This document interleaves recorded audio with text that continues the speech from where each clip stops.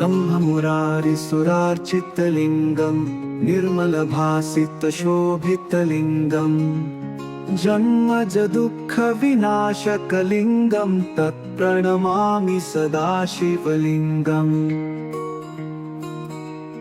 देवमुनिप्रवरार्चितलिङ्गं कामदहनकरुणाकरलिङ्गं रावणदर्पविनाशनलिङ्गं तत्प्रणमामि सदा शिवलिङ्गम्।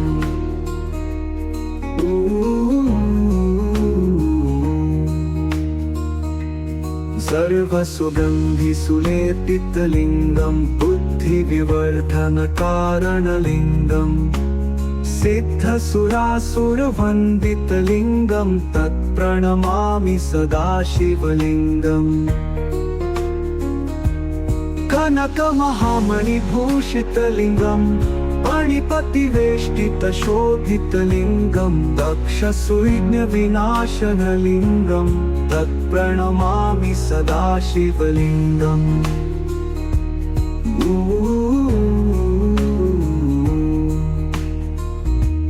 कुमकुमचन्दनलेपितलिङ्गं पङ्कजहारसुशोभितलिङ्गं सञ्चितपापविनाशनलिङ्गं तत्प्रणमामि सदा शिवलिङ्गम्।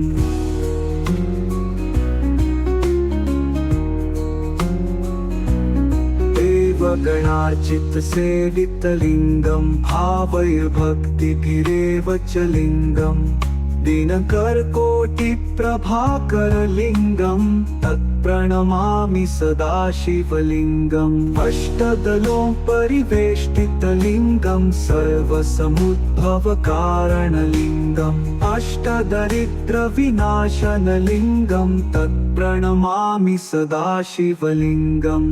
सुरगुरुसुरवन्दितलिङ्गं सुरवनपुष्पसदाचितलिङ्गं परात्परं परमात्मकलिङ्गं तत्प्रणमामि सदा शिवलिङ्गम्।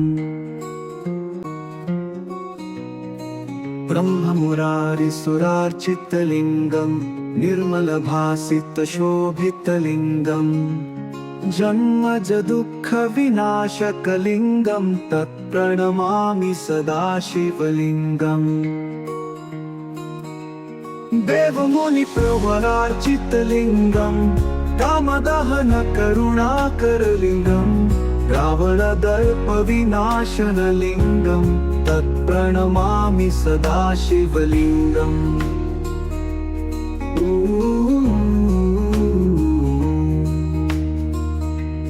सर्वसुगन्धिसुलेपितलिङ्गं बुद्धिविवर्धनकारणलिङ्गं सिद्धसुरासुरवन्दितलिङ्गं तत्प्रणमामि सदा शिवलिङ्गम्।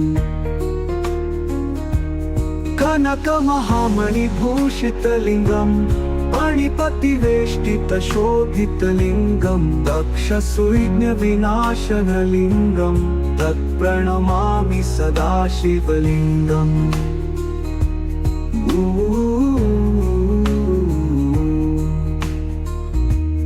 कुमकुमचन्दनलेपितलिङ्गं पङ्कजहारसुशोभितलिङ्गं सञ्चितपापविनाशनलिङ्गं तत्प्रणमामि सदा शिवलिङ्गम्।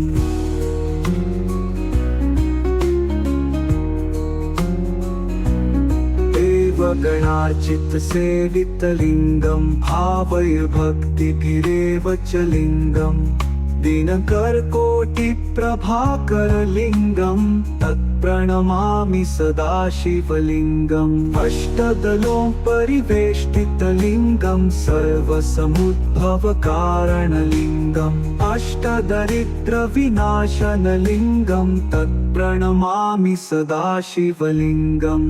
सुरगुरुसुरवन्दितलिङ्गं सुरवनपुष्पसदाचितलिङ्गं परात्परं परमात्मकलिङ्गं तत्प्रणमामि सदा शिवलिङ्गम्।